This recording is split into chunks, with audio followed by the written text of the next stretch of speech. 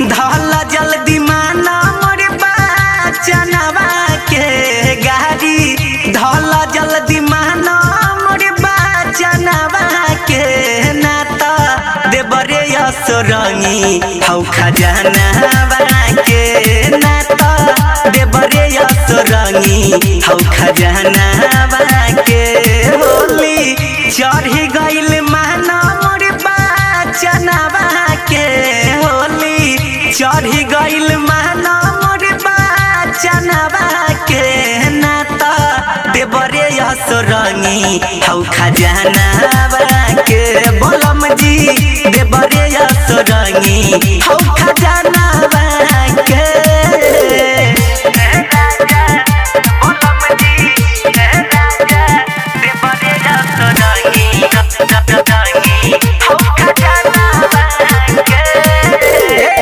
हर साल के बाटे तोहर इहे तेला बेला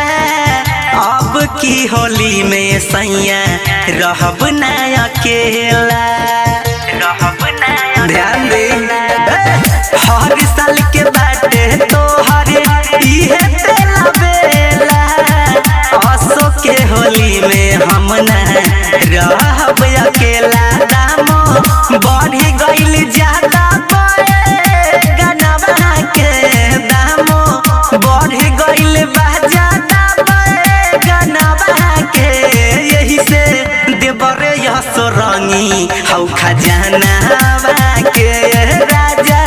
देबरे असरंगी हौ समानवा के। महाकाल रिकॉर्डिंग स्टूडियो नरका बाजार सीतामढ़ी।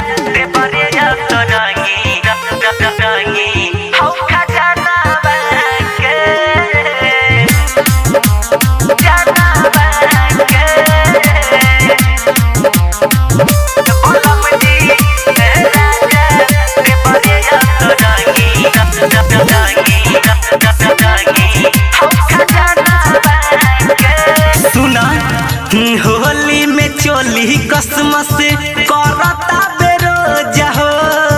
राम जी राज सैया चाहिए अब डोज हो अरे बात बुझी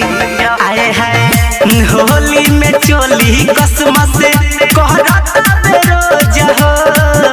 राम जी राज सैया चाहिए अब डोज सूरज